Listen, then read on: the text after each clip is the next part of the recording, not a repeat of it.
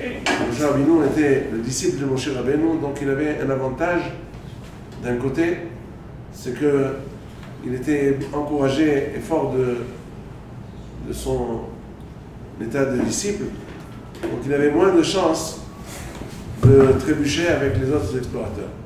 Alors que Caleb Ben Yefuneh, c'était un explorateur comme les autres, et pourtant, il a réussi à se tirer d'affaire et ne pas tomber dans le piège des autres explorateurs. Comment il a fait? Chachamim nous raconte qu'il a été en route, ils sont passés par Hebron, et il a tout de suite quitté le groupe, il a été en courant, il savait que là-bas était enterré Abraham, Isaac et Jacob, les Avot HaKadoshim, et il a été là-bas pour demander, prier à Kadosh Baruch Hu qu'il le tire de ce Nisayon, pour ne pas qu'il soit enlisé dans la Haïtza des explorateurs. Il y a beaucoup de choses qui sont un peu bizarres dans ces explorateurs. Premièrement, si c'était des Réchaïm, pourquoi Moshe Rabbeinu les a envoyés? On sait que ce n'était pas les Réchaïm. Kulam Anashim Rashi Bnei Israël Hem. On sait aussi que on les appelle Nassi. Donc c'était le Nassi, c'était les présidents. Chacun était président de sa tribu. Or, si on voit dans les tribus, dans les présidents des tribus, quand la paracha dit les korbanot qu'ils ont emmenés, le parachat Nasso, il y a juste un peu avant, on voit dans ces parachiotes-là, on voit que ce n'était pas les mêmes Nessim. C'était Elitzur ben Shedeur, Elishama ben Amioud, Nachshon ben Aminadab. Où est-ce qu'ils sont passés? C'est d'autres noms, tout à fait d'autres noms. C'est pas du tout les mêmes noms. Alors, c'est qui ces Nessim là? Et pourquoi les faire tomber dans ce piège-là? Il fallait prendre des gens quelconques. Pourquoi prendre des tzadikim comme ça?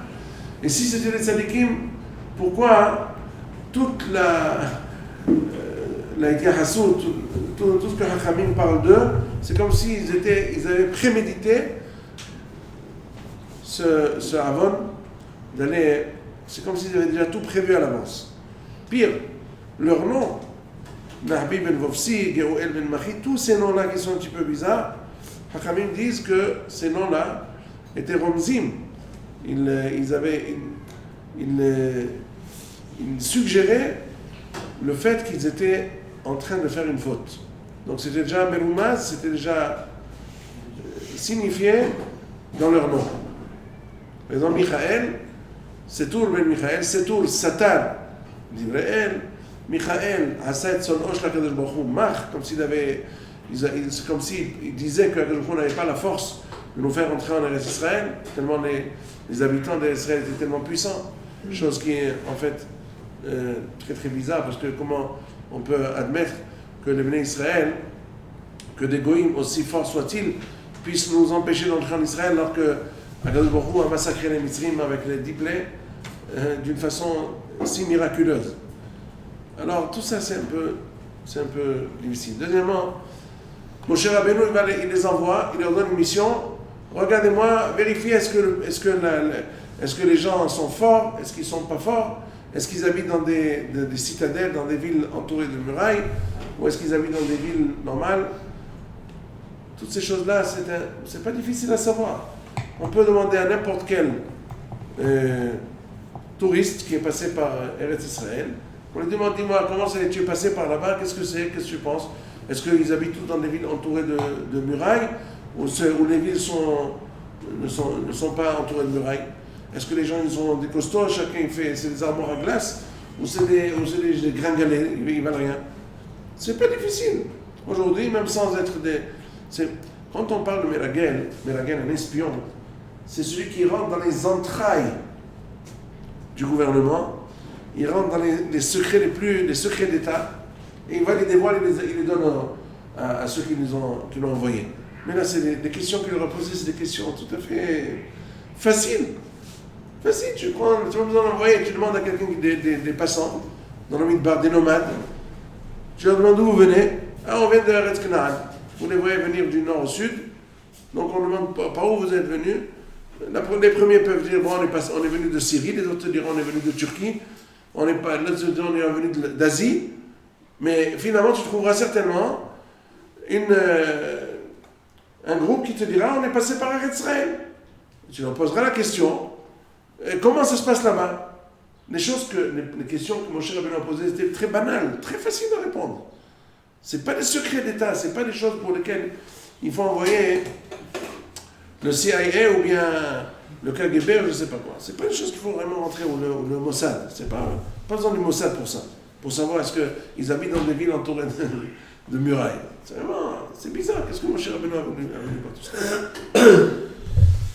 Alors, vraiment, c'est long et c'est difficile à tout dire à la fois. Mais la plupart des réponses à ces questions-là, je les tire de mon arrière-grand-père, Alain Shalom, et là, il dit des choses formidables et ça vaut la peine d'écouter. Mais avant tout, je voudrais dire un autre enseignement au sujet de ce que Caleb Ben Yefoune a fait. Il a prié pour ne pas tomber dans le piège de ses collègues, les autres explorateurs.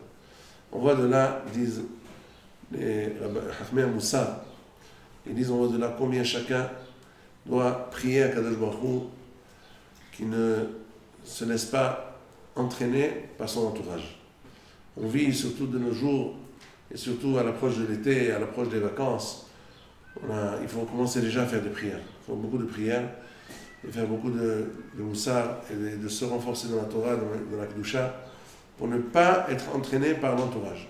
On voit que même un grand homme comme Caleb Ben Yefoune, même un grand tzaddik comme Yoshua ben Nun, ils avaient besoin de prière. Yoshua a prié pour Yoshua ben Nun, que Kadosh Baruch Hu yatzil oto me'atzat meraglim, que Kadosh Baruch Hu le sauve de l'idée du conseil des meraglim qui voulaient faire une faute et qui ne tombent pas dans leur faute. On voit de là comment c'est tellement important de faire attention, ne pas se laisser entourer et essayer de s'éloigner au maximum de l'entourage qui risque de nous faire fauter. À ce point. On voit que Caleb Ben Yefoune a été prié sur la tombe des Avot HaKadoshim, c'est quelque chose de formidable. C'est grâce à ça qu'il a réussi et que le lui a donné des grands prix. Il a réussi, c'est le seul avec Yoshua qui sont rentrés en Israël, que lui a donné beaucoup de prix. Il a donné une ville entière, Kiryat Sefer, qui était à lui, Goulot Tahtit. Vous voyez dans Yoshua combien il a été très très rémunéré pour cette grande mitzvah qu'il a faite, de ne pas tomber dans le piège. Et pire encore, parce que la Torah témoigne de lui, qu'au début, il avait l'idée de faire comme les autres Meraglim. C'est pour ça que la Torah dit c'est quoi Ruach Haheret? Il avait un autre esprit avec lui. Aher, alors explique mon arrière-grand-père à la Shalom, que Aher, ça veut dire mauvais, comme Elisha, Aher. Ça veut dire qu'effectivement, il était déjà en train de tomber dans le piège. Et à la dernière minute, il s'est rattrapé, il s'est sauvé pour aller faire une fila, et c'est là que le l'a sauvé. Combien il faut faire attention à ne pas, à tel point le mauvais entourage a un impact sur la personne. On apprendra de trois choses. Premièrement, le fait que, par Adoma, personne ne connaissait le secret, sauf Moshe Rabbeinu. Pourquoi? Parce qu'il n'était pas dans la faute du Hagel. Alors la question se pose, les Farshim posent la question, pourquoi Shevet Levi aussi n'a pas fait la faute du Hagel? Donc pourquoi, puisque Shevet Levi n'a pas fauté dans le Vaudor, pourquoi est-ce que lui, il n'a pas connu le sod, le secret de la Paradoma, quel est le terme de la Paradoma, sauf Moshe Rabbeinu? Alors écoutez bien quelle est la réponse. Shevet Levi, voilà, ils n'ont pas fait la faute du Vaudor. Mais ils étaient là-bas, ils ont vu comment le Israël chantait, dansait autour du Vaudor. Moshe Rabbeinu à ce moment-là, il était au ciel, il était 40 jours au ciel, il n'a rien vu, il n'était pas du tout dans cette ambiance.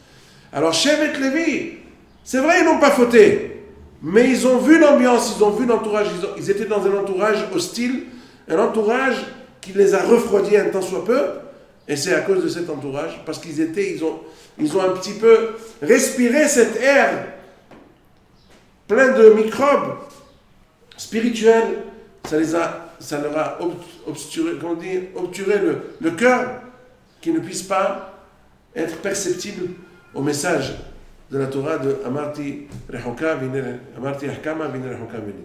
Paraduma imperméable, ça ne rentre pas. C'est tellement fin, il faut un cœur très pur pour pouvoir comprendre ça. C'est Da'at, il faut Da'at.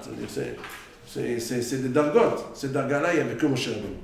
Qu'est-ce qui c'est leur à cause de cela? C'est ils n'ont pas fauté, Mais ils ont respiré, ils ont été refroidis par l'entourage. Donc on voit comment celui qui veut vraiment se garder dans la Kedusha, il faut d'abord qu'il soit comme la fusée. D'abord, elle fonce dans l'air avec des tonnes de kérosène, et une fois qu'elle a été déjà détachée de la traction terrestre, c'est là qu'elle peut tourner là où elle veut, il n'y a pas de problème.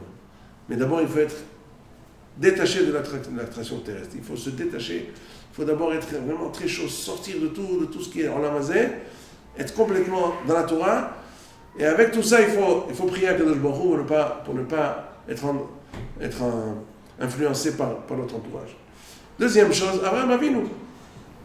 Abraham Avinu, c'est lui qui a fait rendre bitchouva tout le monde. Abraham a Ivri. C'est quoi Ivri? Hu me'ever echad, lui dans une rive, vekol ha'olam me'ever echad. Comme si on imagine un fleuve, Abraham Avinu dans un côté du fleuve, et tout l'autre monde, tout est des idolâtres, le seul qui n'était pas idolâtre, et c'est lui qui les a fait faire tchouva à tout le monde. Et pourtant, qu'est-ce que lui dit? Lech lecha me'artzecha volatecha vetavicha.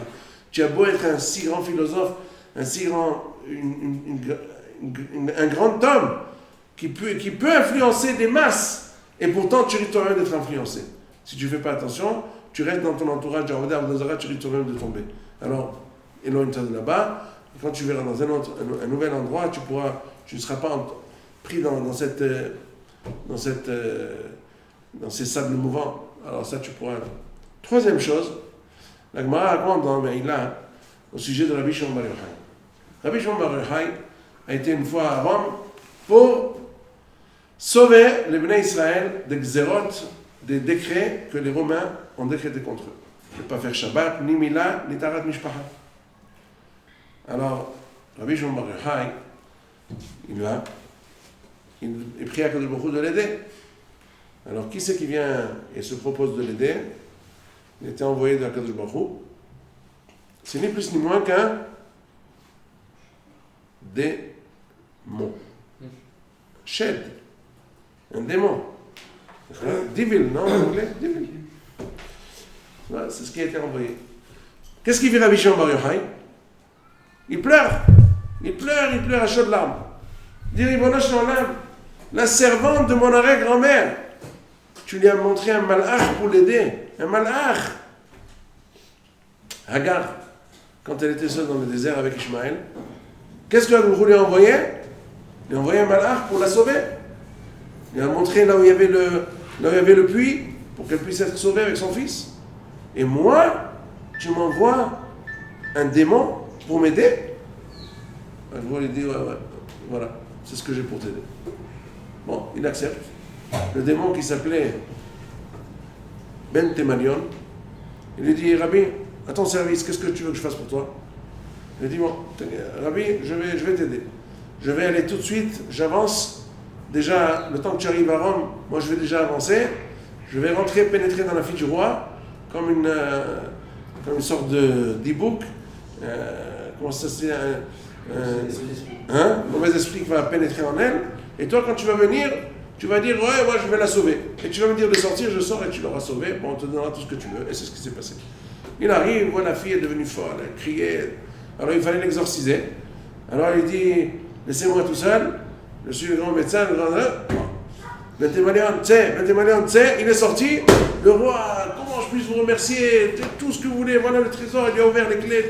Prenez tout ce que vous voulez. Rabbi Shimon Bar Yochai, il prend les Xérot, les décrets écrits sur parchemin, il les déchire. Il dit voilà, c'est ce que je voulais. Annulez le décret, ne faites plus l'histoire aux Juifs, c'est tout. C'est ce que je vous demande de vous. Et tout allait bien.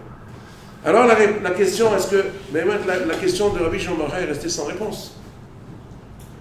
Comment Rabbi Shimon Bar Yochai n'a pas été exaucé de recevoir un malach pour l'aider? Pourquoi un démon? La réponse, Zohar HaKadosh dit que quand les malachim viennent dans ce monde ici, d'abord ils ne veulent pas venir. Mais quand ils sont obligés de venir, alors au retour, pour avoir été infectés par la Touma qui est dans ce monde, ils doivent faire des tvilotes, beaucoup de tvilotes dans le Nahar Dinour, dans un fleuve de feu. Ils ne peuvent pas supporter ça, ils n'ont pas envie. Pour pouvoir retourner à leur première place d'origine, Il doit passer par... Ce sont bien entendu, ce n'est pas des fleuves comme on voit aujourd'hui, en feu. C'est quelque chose qui ressemble dans les mondes spirituels. Ça leur demande un grand tikkun pour pouvoir se libérer de toute l'attraction terrestre néfaste et nocive. N'est-ce pas? Alors, ils ne veulent pas venir. Alors c'est pour ça que, encore du temps de Hagar, le monde était encore plus propre. Du temps de Rabbi Shimon Bar Yochai, bien que c'était une génération très très bien. On dit que le temps de Rabbi Shimon Bar Yochai, il n'y avait pas l'arc-en-ciel. Ils étaient beaucoup de grands tzadikim là-bas. Et pourtant, l'atmosphère était déjà infecte. Le malach ne voulait pas venir, ils ont envoyé un chef. Donc on voit combien il faut faire attention à ne pas être dans un entourage où on risque de trébucher, de tomber. Faire très attention. Beaucoup de prières. Et éviter au maximum. Éviter au maximum. Bien entendu, tout c'est avec concerter le Rav, concerter les rabbanim qui me connaissent. On ne peut pas rester aussi... Des fois, on a besoin de sortir, mais il faut toujours savoir d'avance comment faire pour regarder un petit peu Ezo Hacham, Aroet Anolad, voir l'avenir et savoir dans quel endroit ne pas aller pour rester pur et tzaddik. Et revenir aux Zman de Elul avec la même Kedusha et encore plus. Ça, c'est la première idée. Et peut-être, si déjà on y est, on passe aussi à la fin de la paracha. Le Al-Shikha Kadosh pose la question. Maintenant, c'est vraiment, on est dans la période critique. Il faut faire très attention. On nous aide. Il faut faire beaucoup de tfilotes. Chaque jour, les tfilotes, nous font matil otanu de ces ramonotes-là. Mais la question se pose. Lo taturu acharei levavchem ve'acharei einechem. Hachamim nous disent, halev homed, ha'einayim ro'od ve'halev homed kle ma'aseh. Alors en principe, on aurait dû d'abord dire lo taturu acharei einechem ve'acharei levavchem. D'abord les yeux voient, ensuite le cœur a envie, et après, Hadel Shalom l'homme fait la Havera. Alors pourquoi la Torah commence par lo taturu acharei levavchem et ensuite ve'acharei einechem? Le cœur après les yeux. Alors regardez, l'explication du Al-Shir, elle est fantastique, parce qu'en plus, elle nous aide c'est un outil très important pour combattre ce fléau, ce nisayon, cette épreuve que nous avons chaque jour. Au prochain, je pense que cet endroit-là, il est beaucoup plus, je crois qu'il est meilleur que là où vous étiez avant, d'un certain point de vue. Quand on est là, on ne sort pas beaucoup. C'est une rue assez calme, pas besoin de sortir beaucoup, si on n'est pas sur le trottoir, mais faire attention. Là-bas aussi, c'était le centre-ville, c'était pas facile. Mais là, il faut faire attention. En tout cas, le Al-Shikha Kadosh dit la chose suivante. Pourquoi? Parce qu'en fait, quand on sort, on voit quelque chose qu'il ne fallait pas voir. C'est honnête. Les gens te disent aujourd'hui, qu'est-ce qu'on peut? On peut plus mettre les pieds dehors. Là, on va, il y a quelque chose qu'il ne faut pas voir. Alors, on ne sort plus. Qu'est-ce qu'on fait? Alors, c'est pour ça que la Torah te dit, je sais ce que tu vas me dire. Je vois, je ne peux pas ne pas voir parce qu'il y a beaucoup de choses, on ne peut pas ne pas voir. Alors c'est pour ça que la Torah te dit, moi je ne te condamne pas pour ce que tu as vu inopinément, sans faire attention, par inadvertance. Tu passais, putain, ça je t'en veux pas. Ça c'est honnête. Ce que je te demande, c'est que tu t'efforces après d'avoir vu le premier flash, ne plus regarder. Alors là, ça demande d'abord un travail sur le cœur, parce que la tava est déjà entrée. À cause de ça, c'est ça l'épreuve qu'un jour vous nous mettre en épreuve. Tu as vu quelque chose? Ça, c'est pas encore la Havera. Ça, c'est rien du tout. Faut pas tomber. Oh, je suis tombé. C'est pas ta faute. C'est passé. La dit même pour Rabban Gamliel, Bekeren Zavit Tavai. C'était quand il était en train de venir, comment il a pu voir la femme là-bas. On a dit que lui, il arrivait là, et la femme venait là. Hop, c'était dans un coin de rue. C'était un honnête gamour. Et pourtant, c'est pour ça que je dis, la première fois, dès qu'on a un truc, ça c'est rien du tout. Maintenant, on commence le travail. Attention, maintenant, tu as vu quelque chose, tu risques de te laisser aller. Maintenant, il faut te dire des phrases fortes, que c'est rien du tout, c'est du dimionote, c'est juste comment on dit les dimionotes? C'est des illusions, tout ça, c'est rien du tout. Regardez le même corps, le même truc. Et rien qu'un petit peu, quand on commence à flétrir un petit peu, quand ça devient... alors quoi? Qu'est-ce que c'est? C'est que il a fait quelque chose de spécial pour qu'il y ait une certaine attirance pour que le monde puisse continuer. C'est tout. Le Rambam dit explicitement, ceux qui veulent voir dans Maseret Avodat Zarah, Dans Pirush HaMishnayot le Rambam dit une grande dissertation là-dessus pour prouver combien ce Yetzer Hara c'est rien qu'une illusion. C'est, même philosophiquement, quand on se met bien les idées en tête et on fait des tfilotes, c'est pas difficile. C'est pas difficile du tout. On s'habitue, c'est pas difficile. Alors c'est pour ça que la Torah commence par les Vavchem et ensuite un Enechem. Parce qu'effectivement, le premier Enechem, c'est pas ça le problème. Le problème, c'est qu'après, il faut travailler sur le Levavchem pour ne pas recommencer le Enechem. La deuxième fois, c'est déjà ça le problème. Alors, ça, c'était entre parenthèses. On revient à la paracha de Meraglim, qui nous apprend aussi qu'est-ce que c'est que le Bitachon B'Hashem. On a encore 10 minutes. Bitachon B'Hashem, c'était ça la faute des Meraglim. Premièrement, ils ont pleuré pour rien. Et ça, c'est une très très grave faute pour Akadosh Baruch Hu. Lui qui pleure alors qu'il n'a pas de raison de pleurer. Il faut voir combien de tovot, de bienfaits Akadosh Baruch Hu nous fait. Comment le monde est beau, combien il fait beau, il y a des fleurs, il y a tout ce que... Le monde est très très beau. Tout est bien. Je nous fait des tovot. Depuis qu'on a ouvert les yeux dans ce monde, on est beaucoup entouré de tovot, rien que de bienfaits de jour. Alors, si il y a quelque chose qui ne va pas comme ça, on commence à pleurnicher, ça ne va pas. Ça ne plaît pas du tout à Akadosh Baruch Hu. Quelqu'un qui vous donne des milliers de dollars chaque jour, vous achetez tout ce que vous voulez. Et puis, quand il y a quelque chose qui ne va pas, il n'y a pas quelque chose qui énerve plus que cela. C'est pour ça que malheureusement, le châtiment était Bria les Dorot. Bria les Dorot, c'est à perpétuité. Alors, le malach Raphaël Alavashon dit Vaïchretu Misham Zemora, Be'eshkol Anavim Ehad, Alken Karana Makom Aoun Nahan Eshkol. Ça veut dire qu'ils ont coupé une grappe de raisin et avec une branche de vigne, n'est-ce pas? Et ils l'ont pris, la mode Mishnah, ils l'ont pris sur un bâton à deux. C'était tellement grand. Alors, le Raphaël dit que Vaïchretu Misham Zemora, ça fait allusion au fait qu'ils ont perdu leur halak dans l'en-bas.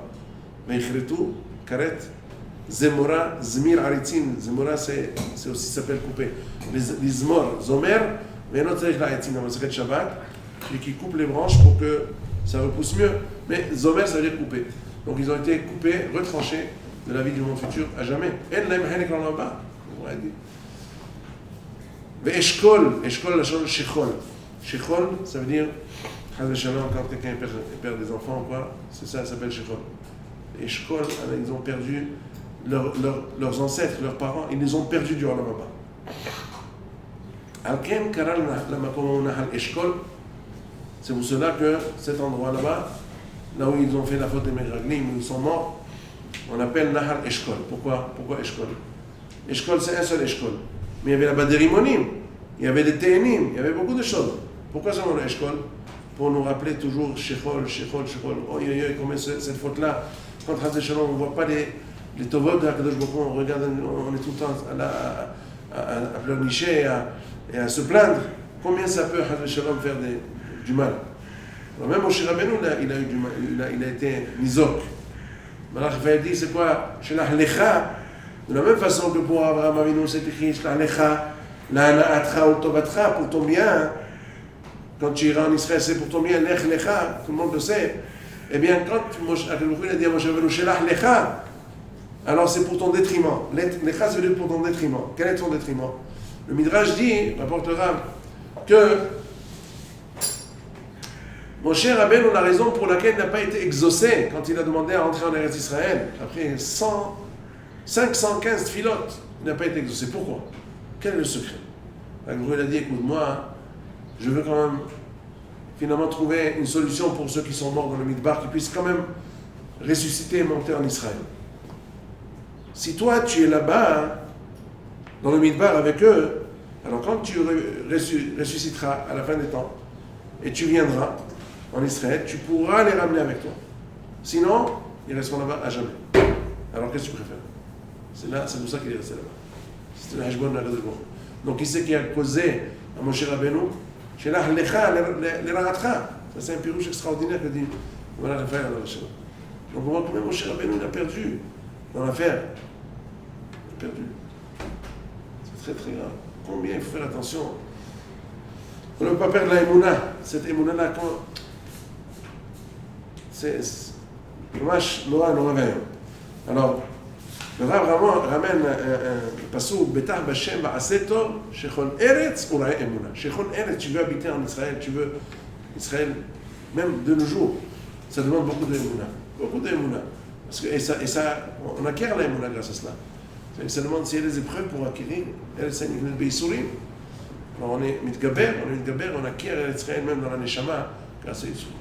Shechon Eretz, tu veux habiter le pays, ou la émouna, il faut paître la émouna, il faut la travailler, la émouna. Betar Bashem, c'est un passage dans Télim très connu. Betar Bashem, si tu es Betar Bashem et tu n'es pas tout le temps sommaire sur la Ishtadlut, tu n'es pas tout le temps, tu t'appuies sur la Ishtadlut tout le temps, ça c'est très mauvais. Mais tu es Betar Bashem, grâce à cela tu feras tov, tu feras le bien. Parce que quand on est sommaire sur la Ishtadlut, d'abord on arrive à la Kfira, on dit que ouais, s'il n'y a pas l'Ishtadlut, je ne réussirai pas. C'est seulement si je fais le travail du matin jusqu'au soir comme un fou, pour chaque chose que je fais, je ne rentre pas dans le compte à Kadosh Baruch Hu que c'est lui qui dirige. Moi, je dois faire un petit peu pour faire les Shtadlut, c'est tout. Non, c'est moi qui fais pas, je tout le temps, ne dors pas. Calme-toi. Tu sais, c'est Kadosh Baruch Hu qui fait tout. Toi, on te demande juste de faire semblant que tu fais quelque chose. C'est comme ça qu'il a voulu que le monde il soit mitnaek comme si c'était le Teva. C'est ça la règle du jeu dans ce monde. Mais en fait, dans notre cœur, on doit être sûr et certain et convaincu que c'est Akadosh Baruch Hu qui dirige les opérations de A à Z. De A à Z, c'est pas nous. Nous, on ne fait rien du tout. Je ne sais pas si je vous ai dit, on n'a pas parlé, je crois, la veille de Shavuot. On n'a pas eu l'occasion. Bon. Alors, je veux dire que même le fait d'avoir dormi le soir de Shavuot au pied du mont Sinaï, pourquoi les Israéliens sont endormis? Vous savez ce qu'il dit le Rav d'Alexander? Il dit la chose suivante. Béné Israël, quand ils se sont préparés pour le matin de Torah, pendant 49 jours, ils faisaient les tefilot, ils faisaient tchouva, tikkun amidot et tout ça. Ils savaient qu'ils s'approchaient d'un grand jour. Moshe Rabbeinu le promis, il y aura le matin de Torah, le groupe viendra, il leur a tout décrit à l'avance. Ils étaient enthousiastes. Ils attendaient ce jour. Ils se préparaient. À la dernière minute, ils s'endorment tous. C'est pas possible. Comment ça a pu arriver une chose pareille? C'est pas normal.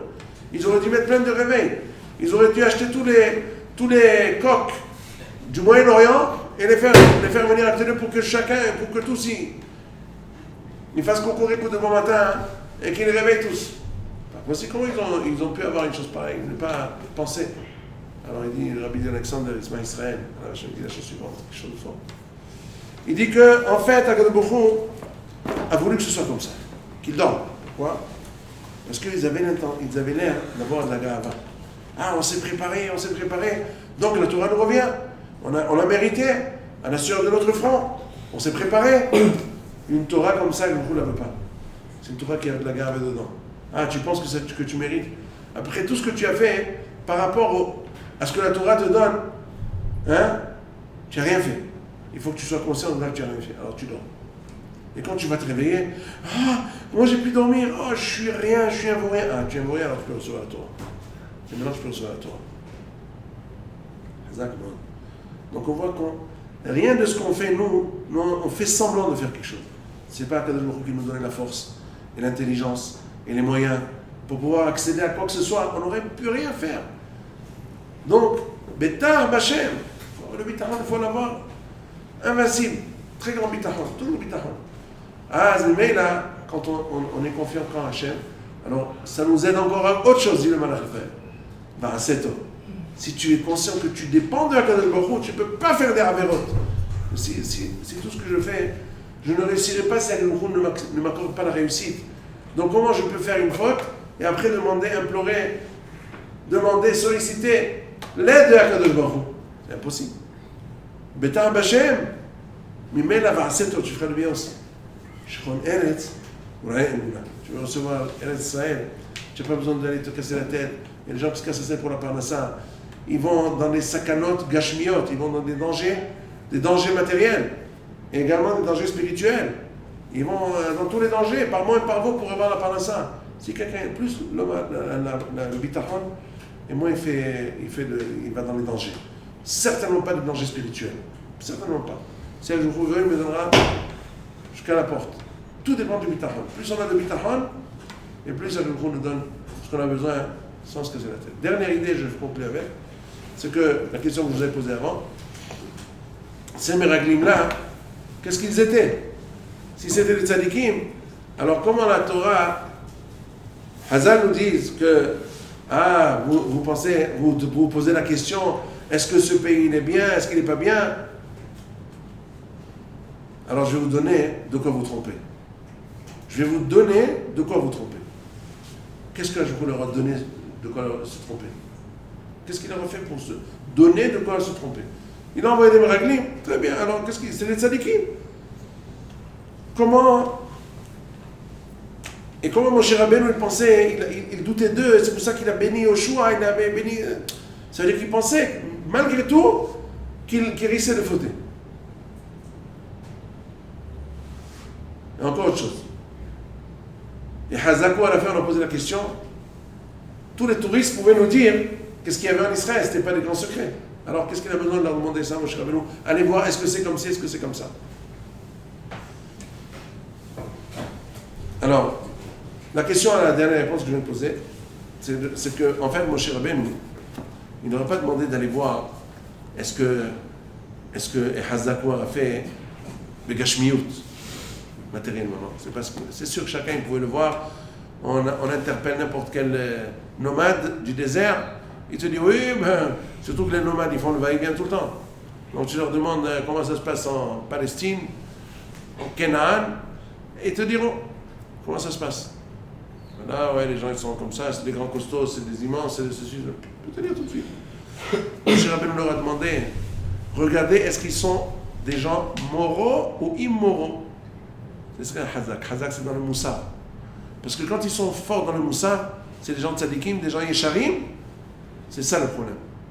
Moshe Rabbeinu a eu peur de Og Melech HaBashan parce qu'il a servi Abraham Avinu. Il a été faire une shlichut. Hein? Et bien qu'il a été mal intentionné, il voulait qu'Abraham Avinu meure et qu'il prenne Sarah, etc. Et pourtant, comme il a fait une mitzvah, cette mitzvah lui a servi, qu'il a eu la longévité 500 ans. Donc on voit que la force des Goïm par rapport au Bnei Israël dans la Milhama, c'est vrai que quand ils ont de la moralité, des mitzvot qui les protègent, et si on n'est pas dans cet état-là, c'est ce qui est dangereux. C'est ce qui est dangereux. Aujourd'hui, ils disent, ouais, on a commandé, je ne sais pas si vous êtes dans les infos, mais il y a aujourd'hui de nouveaux avions très forts, très performants, qu'Israël a commandé, doit recevoir dans quelques mois, des super avions, etc. Ouais, maintenant on va être très fort, etc. C'est des bêtises tout ça. Vraiment, je vous dis franchement, c'est des bêtises. Parce que si Haz et Halila, ne nous protège pas avec tous les avions et tout. D'abord, je vous dis, aujourd'hui, l'armée, elle n'est pas performante parce qu'on a d'autres problèmes que l'armée n'arrive pas à dominer. Alors, regardez-moi les Arabes ce qu'ils font aujourd'hui. C'est pas l'armée qui peut nous sauver vraiment. C'est un Kadosh Baruch Hu. Et l'armée, c'est un des moyens par lesquels il peut nous sauver s'il veut. Et s'il ne veut pas, avec tout ce qu'on peut faire, ça ne dira rien du tout. Donc, si Haz Shalom, il y a des Hilul et Shabbat en Israël. Comme malheureusement aujourd'hui, il y a beaucoup de... Il ne faut pas être une catrec.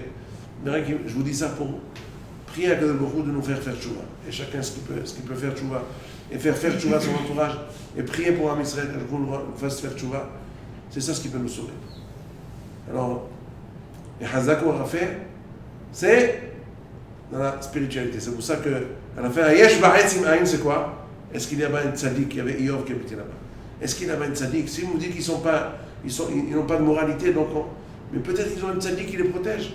Comme il y avait dit tzaddik Misdom, peut-être eux aussi ils ont un tzaddik. Zohar HaKadosh dit que les Bnei Ishmael, Zohar HaKadosh c'est écrit Parashat Vayera, chacun peut le voir. Dans le Chok d'Israël, Parashat Vayera, il ramène le Zohar.